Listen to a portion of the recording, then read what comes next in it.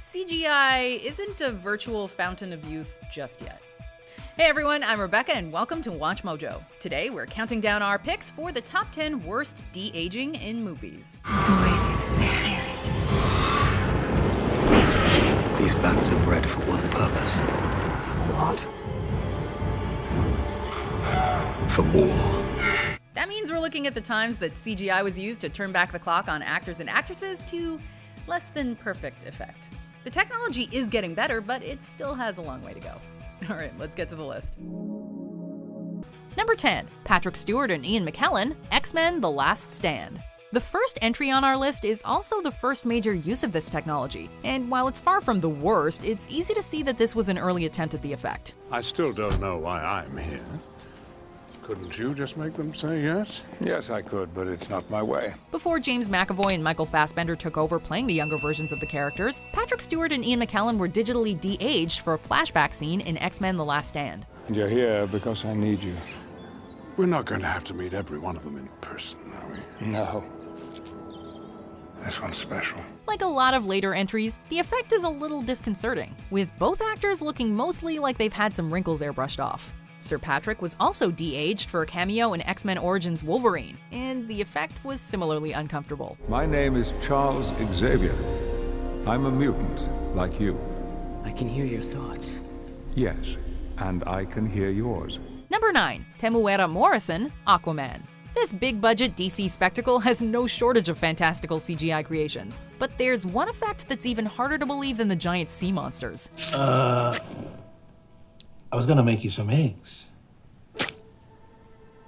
Just don't eat my dog, okay? For the film's opening scene, New Zealand actor Temuera Morrison got the de-aging treatment to portray the young father of the hero. The effect doesn't quite land, and Morrison's hair and teeth in particular just don't look natural. I'm Tom, keeper of Lighthouse. We can't speak for Queen Atlanta, but if this strange-looking sight was our first glimpse of a surface dweller, we'd probably hightail it back to the ocean and take our chances with the monsters from the trench.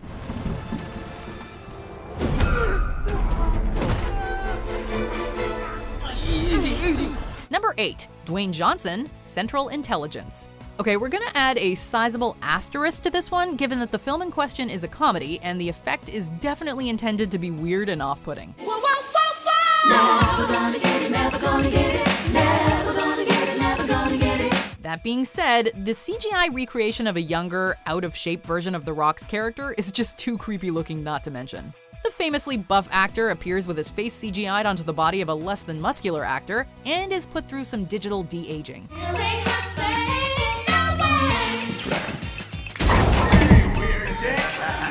Watching the character get humiliated in front of his classmates would be bad enough even without how awkward and uncomfortable the effect makes the entire sequence. And in comparison, Kevin Hart's de-aging is pretty believable. I, for one, will push myself at every stage, at every step. So I got one question to ask. Number 7, Arnold Schwarzenegger, Terminator Genisys. The Terminator franchise is all about going back and rewriting the past, something this entry did in spades by returning to an iconic moment from the first film. Nice night for a walk.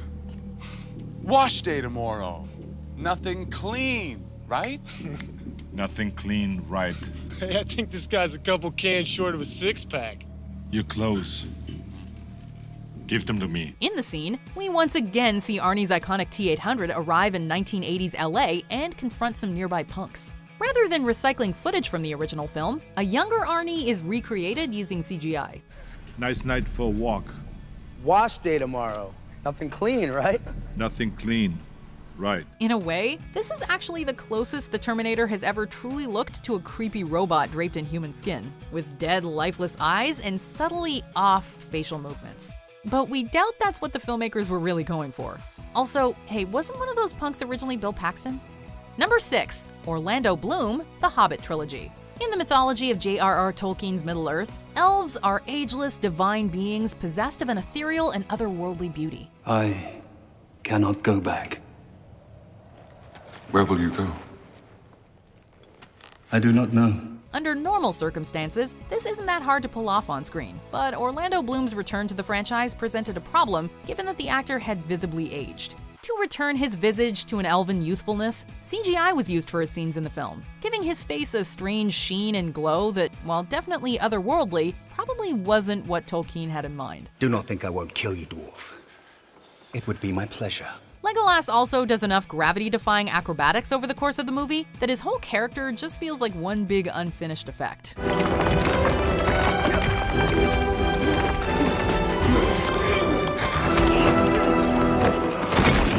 Number 5, The Losers Club, It, Chapter 2. The first installment of the epic two-part adaptation of Stephen King's legendary novel proved once and for all that the stigma around child actors is about as dead as poor Georgie Denbrough. Yeah, and I think the rabbi's gonna pull down your pants. Turn to the crowd and say, "Where's the music?" But there's still one problem with child actors that the sequel could not solve. They age. While the second film put the focus largely on the adult versions of the Losers Club during their rematch with Pennywise, some flashback scenes were added that required the original actors to return. What the dick is this? How'd you build it? When did you build it?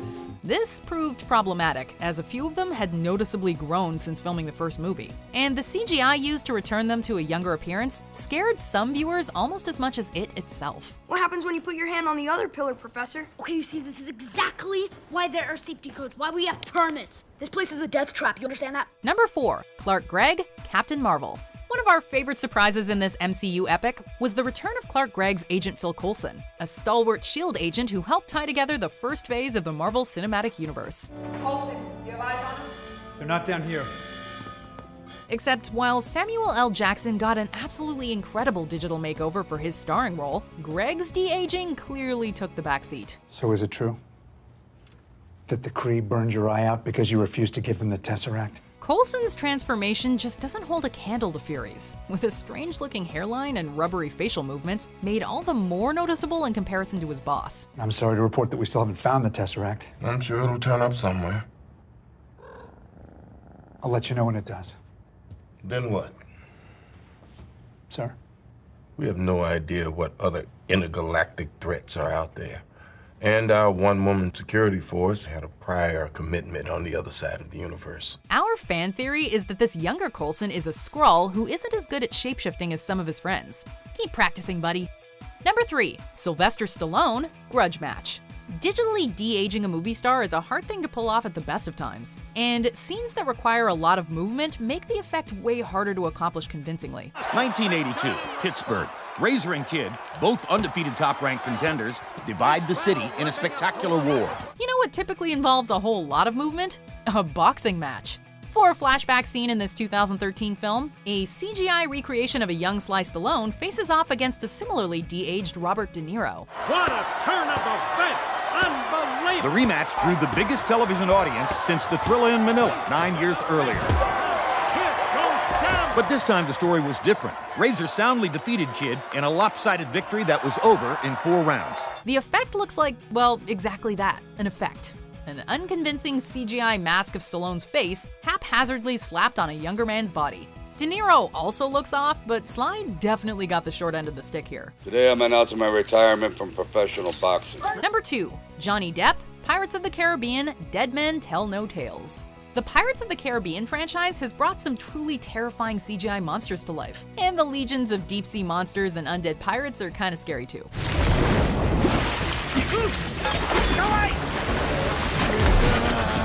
We can probably all agree that the Pirates movies got kind of rocky as time went on, and Johnny Depp's creepy CGI face in the 5th installment was probably the final nail in the coffin for many viewers. It's like the total package for bad de-aging. Creepy, unnatural skin, lifeless eyes, and an overall sense that you're watching something artificial and unnatural. Thankfully, the scene doesn't last long, but the lingering shots of the de-aged Depp still haunt our dreams. Right then, you surrender to me now, and I let you live. I shall let you live. Number 1, Jeff Bridges, Tron Legacy. Way back in 2010, digital de-aging had been used minimally for cameos and flashbacks. And then, one day, something happened.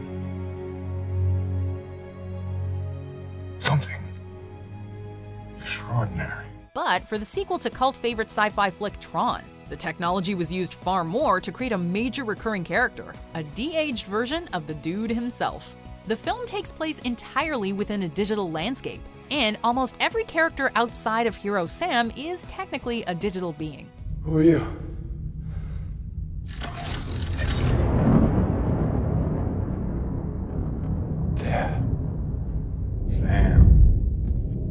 at you, man. But that doesn't help the fact that this early attempt at putting the effect front and center just does not work. Giving the film's villain an unnatural appearance so deep in the uncanny valley, he can probably see bedrock.